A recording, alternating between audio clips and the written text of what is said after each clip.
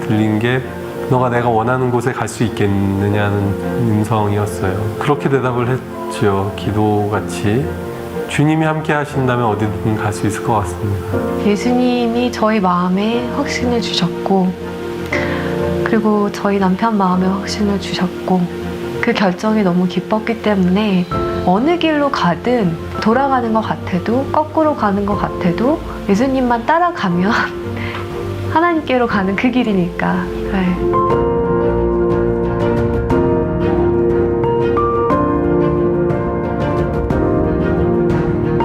예수님이 떠나시고 나서 본인이 하셨던 일을 할 수 있는 제자들을 키우는 데 집중하셨던 것처럼 현지인 의사들과 직접 피부를 맞대고 그 사람들을 양육하고, 제가 한 가지 진료를 할 수 있지만 그 진료를 할 수 있게 1명, 2명, 3명을 키울 수 있다면 그것이 더 맞는 길이 아닌가라고 저는 생각을 하고 있고, 그렇게 지금도 확신하고 있어요.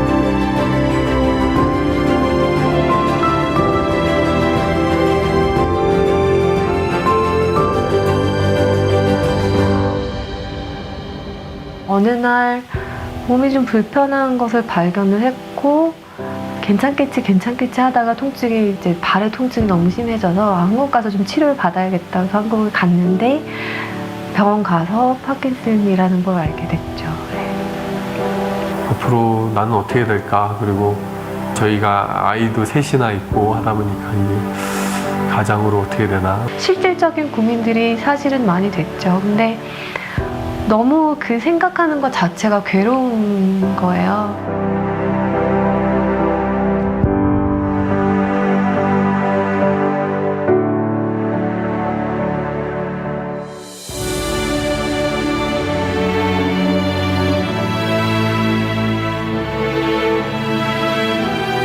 아침에 산책을 갔는데 소나기가 쏟아지는 거예요. 그래서 이 나무가 막 우거져 있는 곳이 있어서 너무 비가 갑자기 오니까 거기를 잠깐 들어갔었죠. 잘 됐다 하고 서 있는데 하나님이 주시는 말씀이 비가 쏟아진다고 집으로 가지 않아도 돼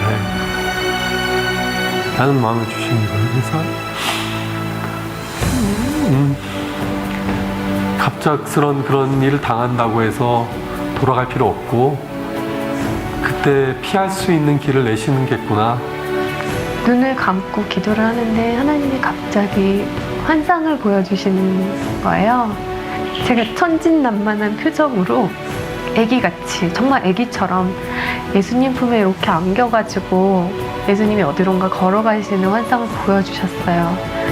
예수님 발에서는 피가 흐르고 있었고, 저는 너무 행복하게 안겨서 가는 거죠. 그때 다시 알게 됐어요. 아, 선교가 내가 하는 게 아니었구나, 진짜로. 나는 그냥 예수님 품에 안겨있는 축복을 누리는 거고, 그 힘든 길을 가는 거는 예수님이 가시는 거구나. 어떨 때는 좀 심하다 싶을 정도로 또 몸이 잘 안 움직여질 때가 있어요. 그러면 저도 두려움이 확 몰려올 때도 있죠. 아, 이렇게 점점 더 몸이 굳어가는 거구나. 없는 것들, 세상에 천한 것들을 하나님이 더 기뻐 사용하시죠. 왜냐면 하나님의 능력을 드러내시기가 더 편하니까. 저도 이제 하나님의 영광을 더 드러내기 편한 사람이 돼가는 것 아닌가 하는 생각이 들어요.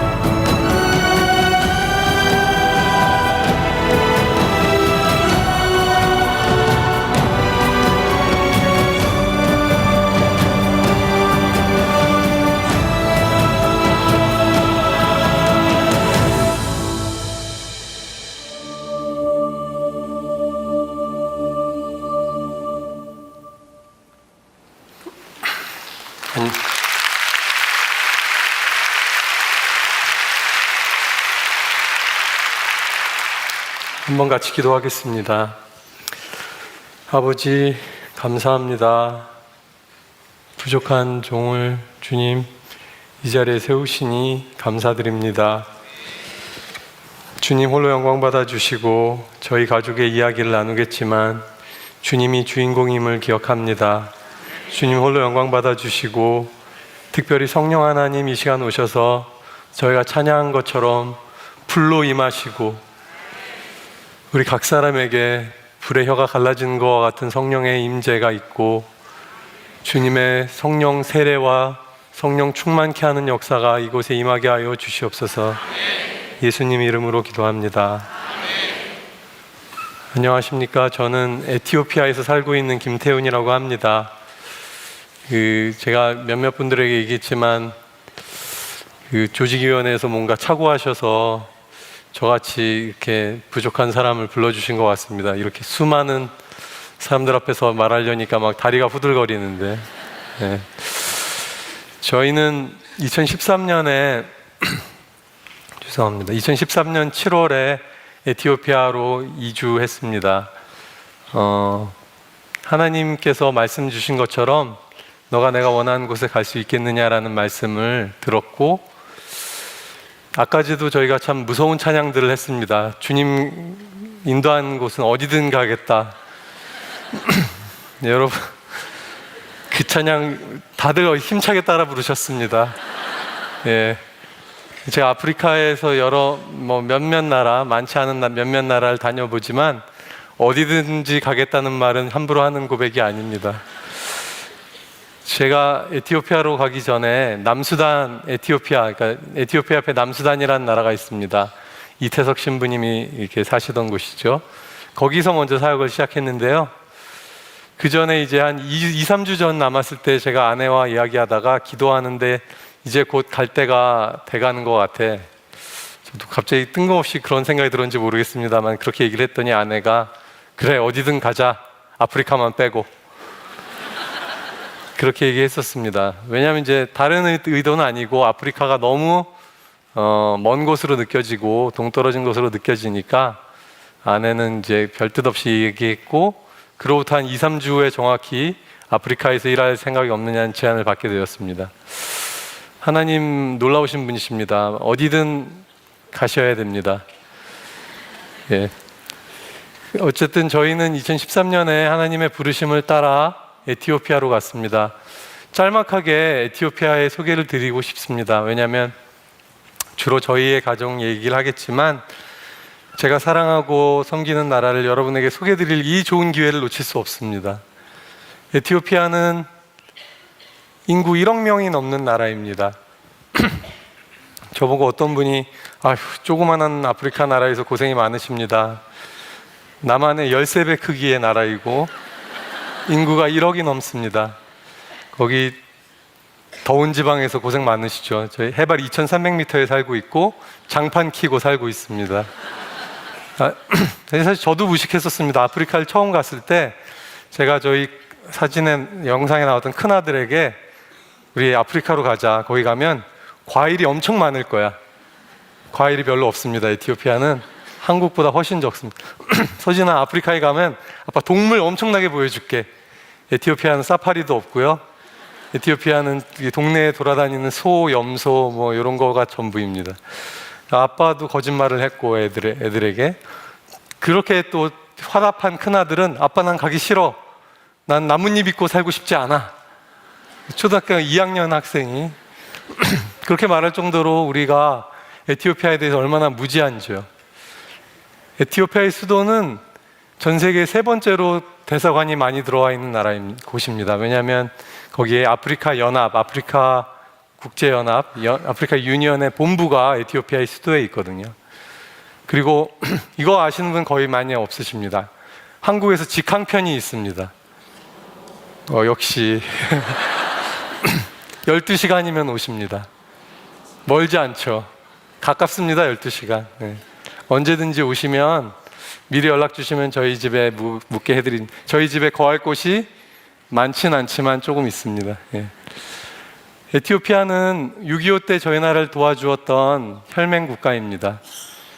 아프리카에서 남아공과 더불어 우리나라를 도와줬던 나라이고 우리나라에 와서 정말 피 흘려 목숨 바쳐 싸워준 나라입니다. 지금도 에티오피아에 가면 제가 한국에서 왔다고 그러면 오 브라더, 영어 쓰지 말라고 그러셨는데 형제 막 이렇게 불러주십니다. 남수단에서는 제가 일할 때 제가 한국에서 왔다고 했더니 한국이 중국의 한 주야? 중국의 한 뭐 지역이야? 이렇게 얘기하는 사람들이 많았지만 에티오피아는 다릅니다. 터키처럼 저희를 형제 국가로 대해주는 아프리카 유일한 나라, 아디스아바바가 수도거든요. 아디스아바바에 오셔야 됩니다. 아디스 와바바라고 저희는 농담을 하는데 웃어주셔서 감사하고. 네. 제가 뭐 재밌게 해드리려고 들어온 건 아닌데, 영상에 보신 게 2년 전의 영상입니다. 저희가 2016년 12월이니까요. 거의 2년 전에 찍었고, 제가 2013년 7월에 에티오피아로 갔는데 2014년 가을이니까 한 1년 3개월 후에 병을 진단받게 되었습니다. 저희 아내가 고백하고 제가 고백드렸던 것처럼 저희 모두 완전히 속된 말로 멘붕이었죠. 멘붕.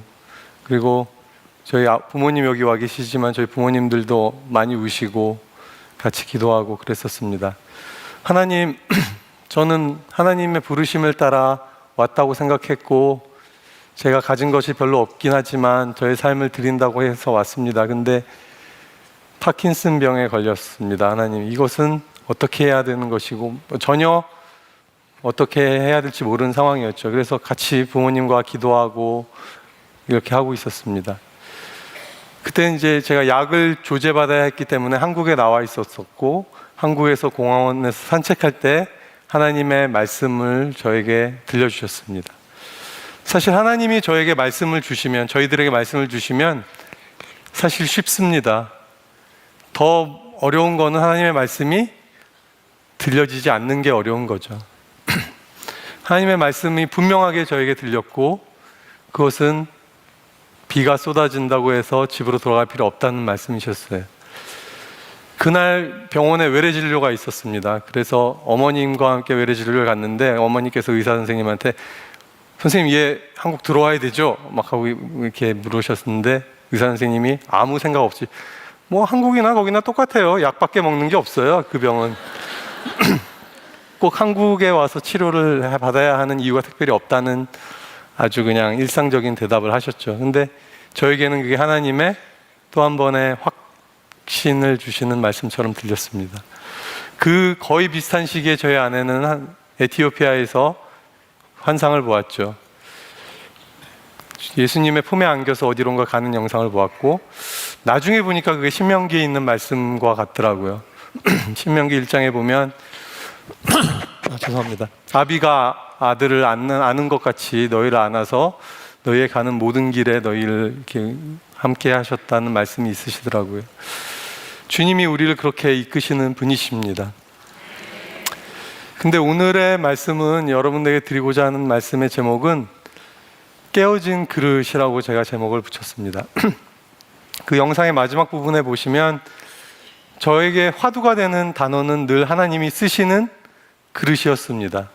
대학생 때부터 주님이 필요로 하실 때 요긴하게 사용되어지는 그릇이었으면 좋겠다. 그래서 많이 보았던 말씀이 디모데후서 말씀이거든요. 디모데후서 자막 혹시 될까요?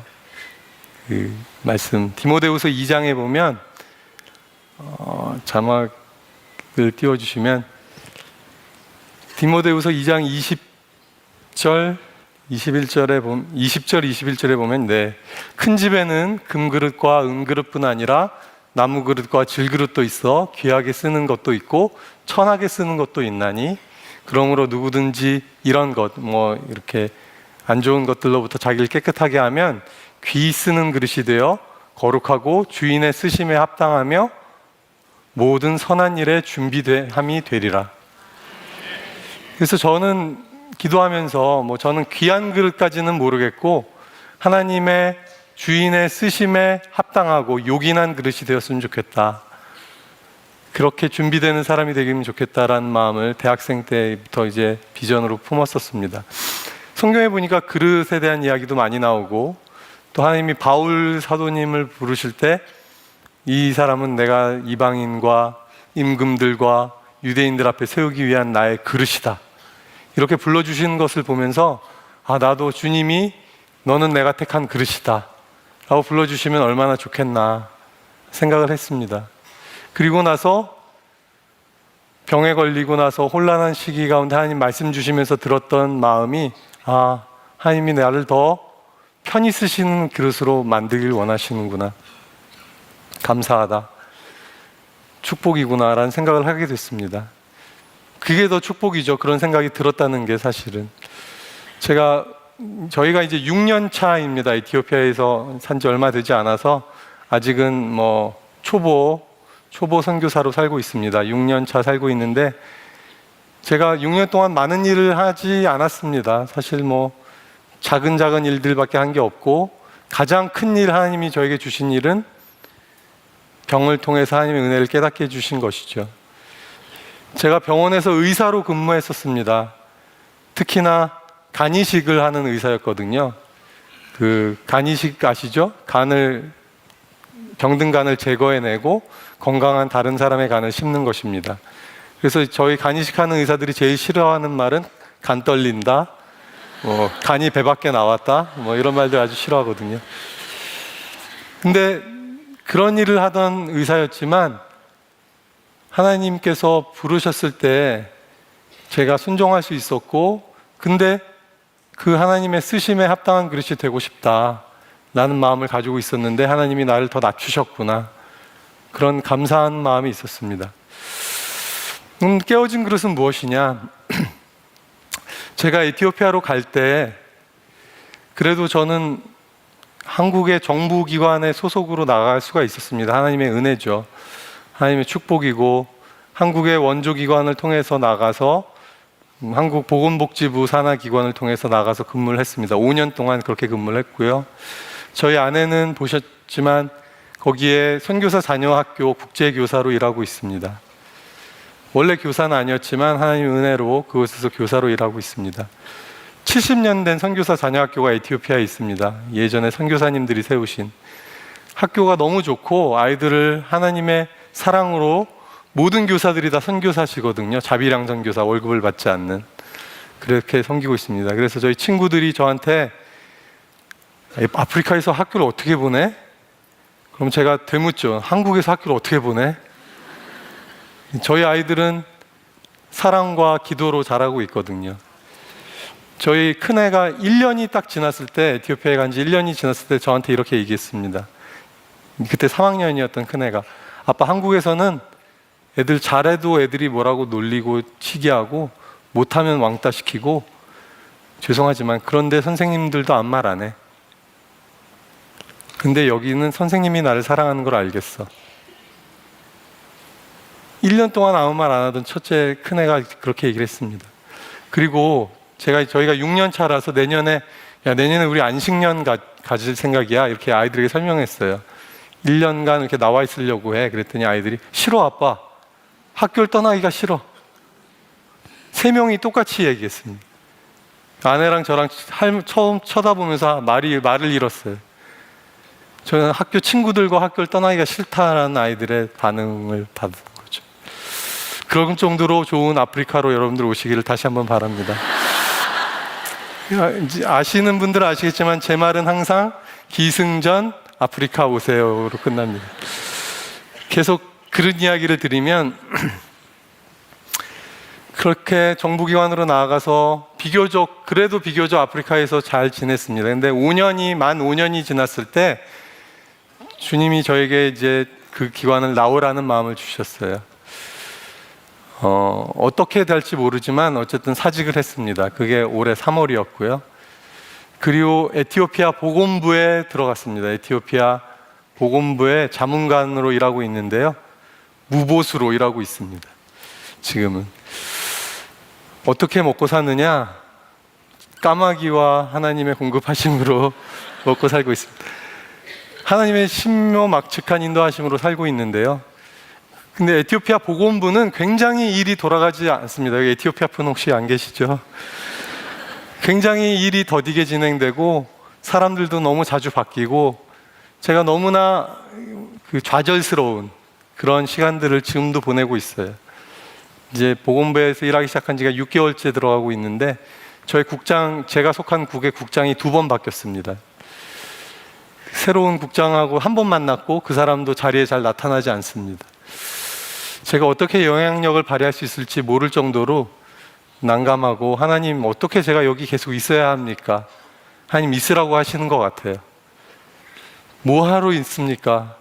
그렇게 좌절하고 있다가 하나님이 만날 사람을 보건부 건물에서 만나게 하시고, 이 사람 만나라고 너가 있었어. 그런데 그 사람 만나고도 다음날 하루 종일 아무 일 하는 거 없이 보건부 자리에 앉아 있고, 이런 생활을 하고 있습니다.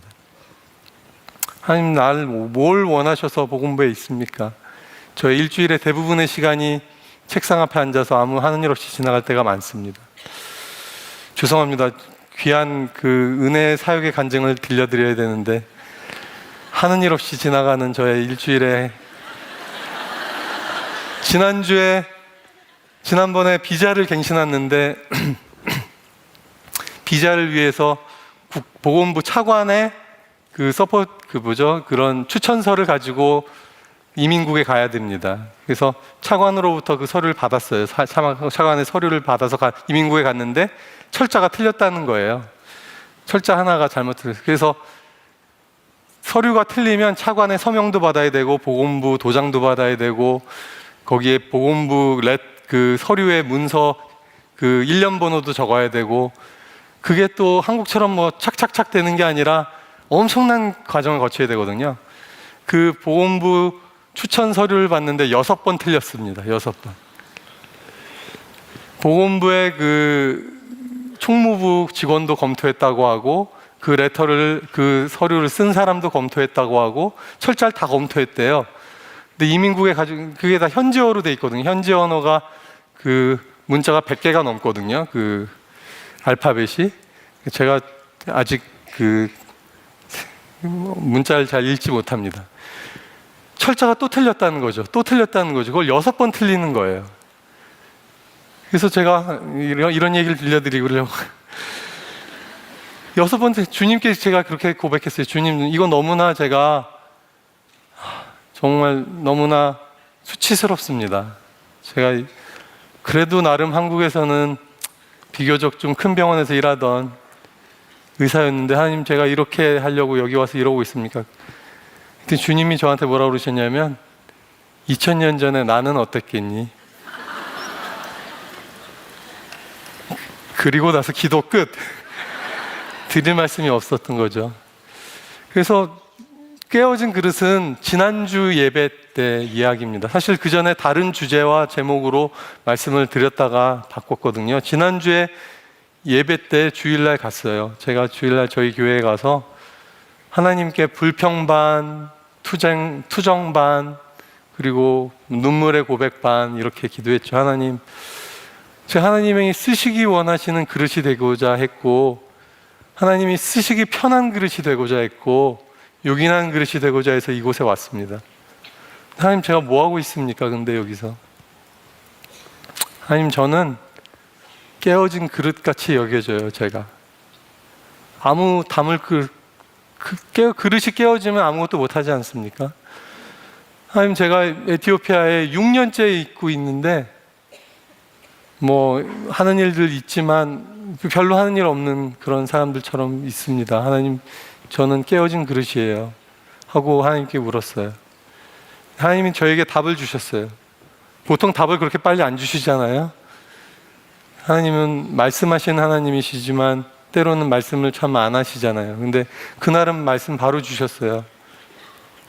너가 깨어졌기 때문에 내가 너를 사용하는 거야 라고 마음을 주셨어요. 저 얼마나 더 많이 울었는지 모르겠습니다. 하나님께서 너의 깨어짐 때문에 내가 너를 택했어. 여러분, 저희가 연약하고 쓸모없고 절망적이고 무능하고 사실 정말 속된 말로 소망이 없어 보이는 그러한 삶일 때 주님이 저에게 임하시는 경우가 많은 것 같습니다.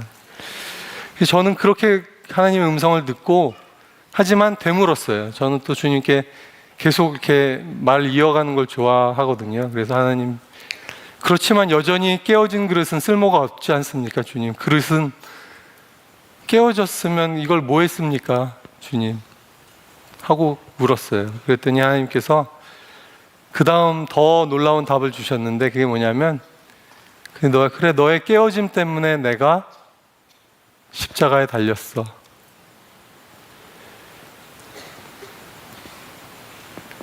너의 죄악 때문에 내가 채찍에 맞았고, 너가 평화를 누리기 위해 내가 질고를 당했어.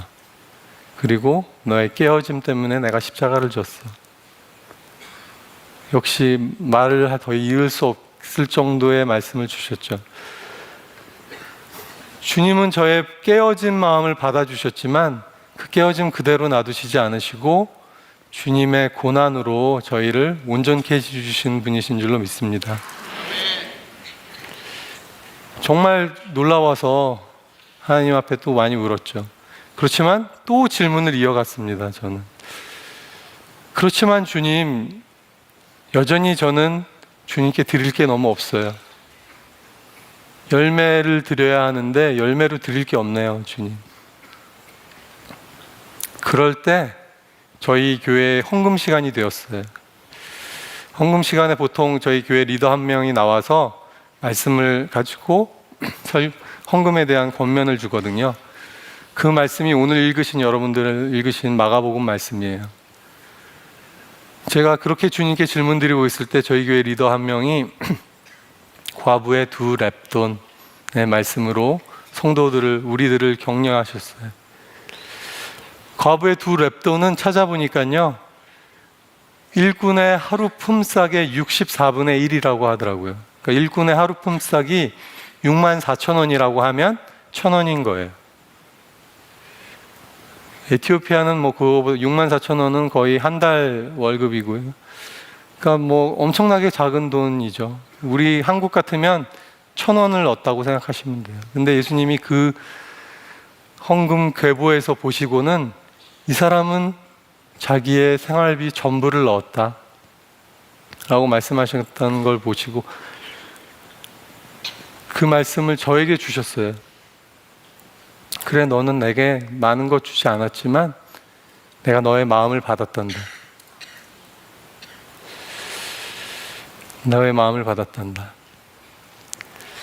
제가 아프리카로 갈 때 하나님이 저를 기뻐해 주신다는 마음이 있었어요. 너무 감사했어요. 왜냐하면 어떻게 알 수 있었냐면 제가 아프리카로 가기 전에 대학병원의 교수가 되고자 노력했죠. 거의 상황이었습니다. 근데 포기하고 아프리카로 가기로 했습니다. 그런데 제가 포기하고 결단하자 거의 장안의 여러 개 병원에서 저에게 교수 자리를 오퍼하는 거예요. 한 7개, 8개 되는 대학병원에서. 자랑하는 거 아닙니다. 자랑처럼. 저는 그때 깨달았어요. 뭐냐면, 정말 하나님이 기뻐하시는 게 선교구나. 이게 이런 오퍼를 받을 수 없는, 제가 생각지도 않았던 오퍼들이 제가 아프리카에 가겠다고 결정함과 동시에 쏟아져 들어오는 것이었어요. 심지어는 어느 한 대학병원의 교수님은 자기를 만나자고 해서 만났더니 제가 아프리카에 간다고 그랬더니 이제 미친 이렇게 동물농장 표현을 쓰시면서 저를 자기 그 교수실에 가두시고는 너가 여기 오겠다는 결정을 내리기 전까지 2시간 동안 저를 감금하셨었어요. 2시간? 1시간 반, 2시간. 근데 저는 그 방에서 나오면서 너무 하나님께도 감사하고 깨달은 게, 이 일은 정말 하나님의 일이구나 라는 생각을 하게 됐었거든요.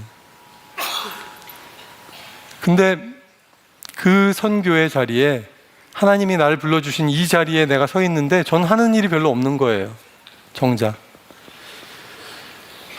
제가 그 보건부 그 조직의 직원으로 있을 때는 제가 여기서 뭐 하시는 분이십니까? 그럼 제가 어디에 무슨 직원입니다. 이렇게 지금 뭐 하시는 분이십니까?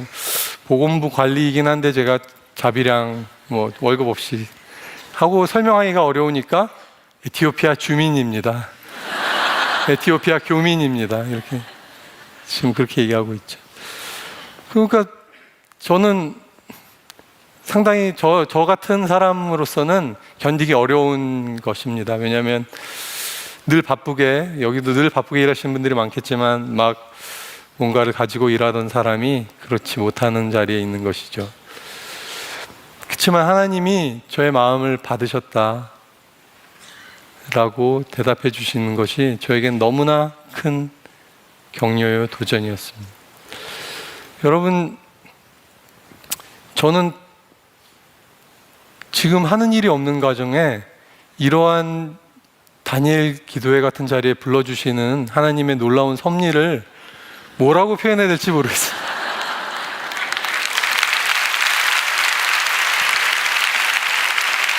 목사님 이 모토가 그거잖아요. 뭐 간증의 주인공이 되게 하라. 간증할 게 있어요. 하는 일이 없는 간증. 그러게 막. 근데 하나님 더 놀라우신 거죠. 뭐냐면 말할 게 없는 사람을 무대에 세우시는 것입니다. 하나님만 말하라는 것이죠. 내가 하는 일이 뭐 대단한 일을 하겠습니까? 여러분, 기드온 보시면 아시겠지만 기드온이 그 사람이 강한 용사였습니까? 겁장이었습니까? 근데 주님이 그 사람을 강한 너의 용사다. 그리고 기드온이 3만 명의 이스라엘 사람들을 모았을 때 나는 너희랑 같이 일할 수 없다. 너무 많아. 10,000명으로 줄었을 때 너희랑 일할 수 없다. 너무 많아. 300명. 그 사람들이 무기는 제대로 갖추었습니까? 화살이나 뭐 자동화 소총 이런 걸 들었습니까? 전쟁에 쓸 수 없는 횃불 항아리 막 속된 말로 장난하는 것도 아니고. 왜 그렇게 하십니까? 전쟁은 하나님께 속한 것이고 우리의 할 일은 순종하고 그 자리에 있는 것이죠. 여러분의 부르신 자리는 어디입니까? 저는 뭐 여러분이 다 아프리카로 오셔야 된다고 말하지 않습니다. 오셔야 합니다. 그래도.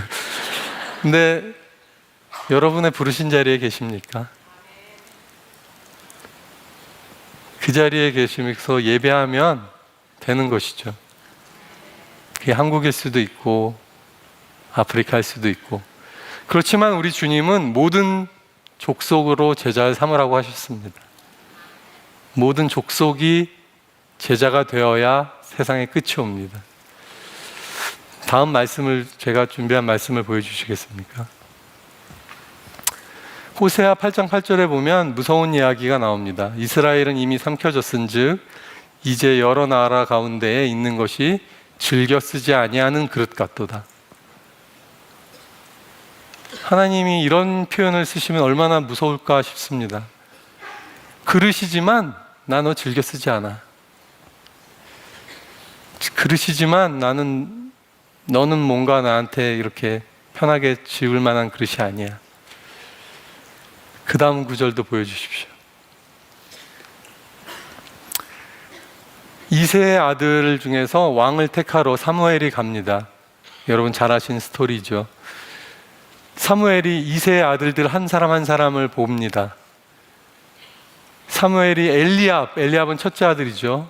마음에 이르기를 여호와의 기름 부으실 자가 과연 주님 앞에 있도다 하였더니 여호와께서 사무엘에게 이르시되 그의 용모와 키를 보지 말라. 내가 이미 그를 버렸노라. 내가 보는 것은 사람과 같지 아니하니 사람은 외모를 보거니와 나 여호와는 중심을 보느니라 하시니라. 너무 무서운 말씀인 것 같아요. 나는 이미 그를 버렸노라. 나는 그를 이미 버렸노라. 주님께서 쓰시는 그릇으로 남아있기를 바랍니다. 다음 주시죠. 제가 2가지 말씀을 더 드리고 마치고자 합니다. 하나님은 저를 에티오피아로 부르셨는데요. 제가 어디로 가야 할 바를 모르고 있습니다. 지금도. 하나님께 물었죠. 하나님 어느 길로 가야 합니까? 그랬더니 하나님이 뭐라고 그러셨습니까? 내가 곧 길이요 진리요 생명이야. 아멘이지만, 아멘이죠. 정말 아멘이지만, 근데 주님 어느 길? 도마와 같은 심정이에요. 저는 아버지께로 가는 길이 어디로 가야 합니까, 주님? 그렇게 도마가 예수님께 물었지 않습니까? 예수님이 길이요 진리요 생명인데, 출애굽기 말씀에는 뭐라고 써 있냐면요, 이 말씀 기억하시기 바랍니다. 출애굽기 40장의 마지막 세 절인데요, 40장의 36, 37, 38절을 보면, 구름이 성막 위에서 떠오를 때에는 이스라엘 자손이 그 모든 행진하는 길에 앞으로 나아갔고, 구름이 떠오르지 않을 때에는 떠오른 날까지 나아가지 아니하였으며, 낮에는 여호와의 구름이 성막 위에 있고 밤에는 불이 그 구름 가운데에 있음을 이스라엘의 온 족속이 그 모든 행진하는 길에서 그들의 눈으로 보았더라. 광야에는 길이 없지 않습니까? 우리 인생에는 길이 정해져 있습니까?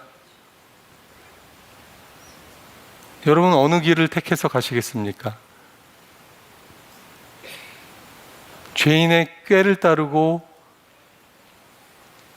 악인의 길을 따라가면 오만한 자의 자리에 앉게 되죠. 그것은 여호와께서 복 주신 삶이 아니라고 말하고 있습니다. 사람들이 즐겨가는 곳이 길이 됐다고 하지 않습니까? 원래 세상에 길은 없었는데. 그럼 우리는 어떤 길을 갑니까? 하나님이 뭐라고 말씀하셨냐면, 하나님의 불기둥과 구름기둥이 인도하는 길을 가는 것이 이스라엘 백성의 삶이야. 그 모든 이스라엘 백성이, 온 이스라엘 백성이 그 모든 행진하는 길에서 보았다라고 말하고 있습니다. 예외 없이, 한 사람도 예외 없이. 저는 아직도 어디로 가야 할지 모르고 있습니다.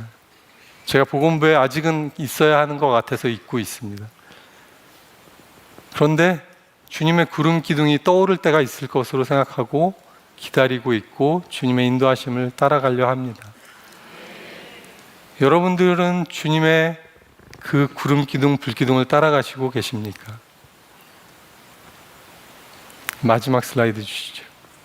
그 말씀 좀 깁니다. 시편 31편을 한번, 너무 길어서 다 읽어볼 수는 없지만 그래도 많은 부분을 읽겠습니다. 한번 읽으시고 기도에 사용하시면 좋을 것 같습니다. 시편 32편에 보면은 내 영혼을 아버지께 부탁하나이다. 주님이 십자가에서 마지막으로 하셨던 고백이 시편 31편에서 인용된 말씀입니다. 12절에 보면 이렇게 나와 있습니다. 내가 잊어버린 바 됨이 죽은 자를 마음에 두지 아니함 같고 깨진 그릇과 같으니이다. 깨진 그릇이라는 게 성경에 나오더라고요. 그 다음 말씀 계속, 내가 무리의 비방을 들었으므로 사방이 두려움으로 감싸였나이다. 그들이 나를 치려고 함께 의논할 때에 내 생명을 빼앗기로 꾀하였나이다. 다음 주십. 여호와여, 그리하여도 나는 주께 의지하고 말하기를 주는 내 하나님이시라 하였나이다. 나의 앞날이 주의 손에 있사오니 내 원수들과 나를 핍박하는 자들의 손에서 나를 건져주소서. 주의 얼굴을 주의 종에게 비추시고 주의 사랑하심으로 나를 구원하소서. 여호와여, 내가 주께 불렀사오니 나를 부끄럽게 하지 마시고 악인들을 부끄럽게 하사 수월에서 잠잠하게 하소서.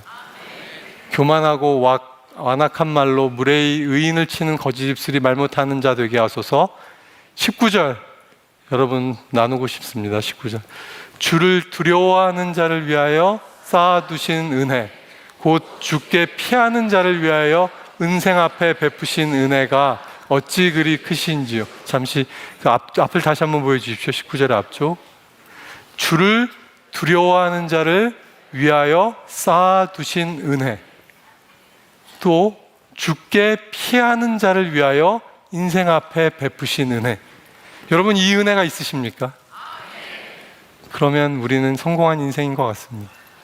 제가 하는 일 없이 복음부에 있어도 주님이 저를 위하여 쌓아두신 은혜가, 주님이 저희를 위하여 베푸신 은혜가 저에게 넘침을 인해서 감사합니다. 저희 집에 은혜의 표징 중에 하나는 저희 집에 개가 찾아왔어요. 저희가 개를 산 적이 없는데 저희 집에 개가 와서는 문 앞에서 자는 거예요. 저희 집 앞에서. 큰 개가. 그 개가 우리 집을 간택한 거죠. 집 앞에서 살아요. 그리고 이상한 사람이 오면 짖어요. 그래서 저희가 그냥 집 안으로 들였어요.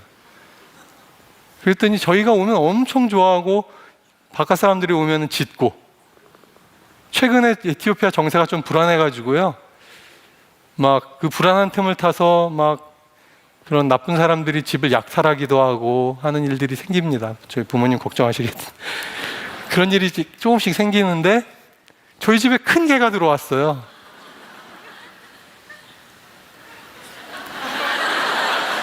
왜 큰 개가 저희 집을 지켜주고 있어요. 엄청 크게 짖어요. 저희 집에 개 이름을 뭐라고 지었냐면 진짜라고 지었어요. 진짜. 진짜? 와, 그 개가 진짜 우리 집에 왔어? 하다가 진짜로 이름을 지었어요. 이게 진짜 하나님의 은혜인 거죠. 제가 개를 되게 싫어하거든요, 저는. 그래서 제가 끝까지 반대하다가 정말 저희를 졸졸 쫓아다니기 때문에 어쩔 수 없이 집에 들였어요. 제가 아들들에게 뭐라고 말하냐면, 혹시 얘가 수호 천사나 이런 천사였으면 아빠가 천국에서 이 천사를 만나게 되면 면목이 없을지도 몰라, 뭐 이런 얘기도 하고 있습니다. 하나님의 은혜가 저희 가정을 덮어주고 있어요. 그것을 저희는 경험하고, 아이들이 아까 말씀드린 것처럼 하나님 은혜 가운데서 자라고요. 제가 지난주에 몸살이 걸려서 누웠는데 아들들한테 기도를 부탁했더니 큰애가 오더니 머리에 안수를 하고 기도를 하는 거예요. 시키지도 않았어요. 아빠 기도해줄 때 여기 와서 딱 머리 안수. 둘째가 오더니 내일 아침에 깨끗이 일어나게 하여 주시옵소서. 저도 그런 기도 못하는데요. 하나님 은혜로 살고 있습니다. 말씀드린 것처럼 저의 몸도 아직 불편하고 어려운 점이 있지만 하나님을 섬기고 하나님이 기뻐하신 일을 쫓아가기에 전혀 부족함이 없죠. 주님의 공급하심으로 저희 부족함이 없고, 저희 아이들은 물 전기가 수시로 끊기는 에티오피아가 떠나기 싫다고 하고, 이것이 저희의 삶의 아이러니죠. 여러분, 우리가 하나님이 원하시는 곳에 순종하면 정말 물도온 하인들만 아는 그러한 기쁨과 즐거움이 있는 것 같습니다.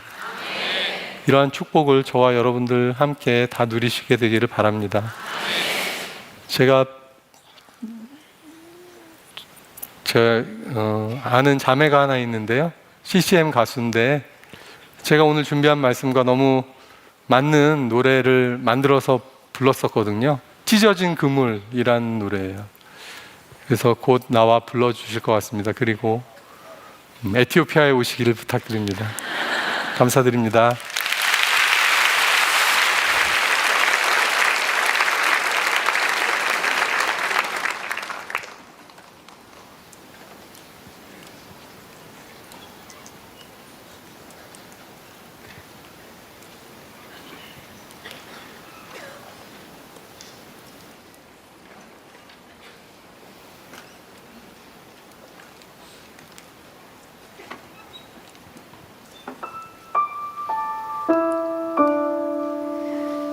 그날처럼 잔잔한 바다,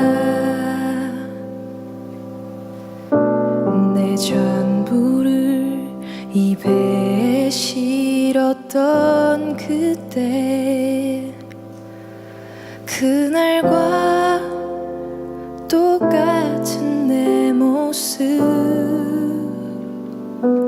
아무것도 남아있지 않네. 그 누구도 확신치 못할 바다 위에 나를 싣고 가던 그때,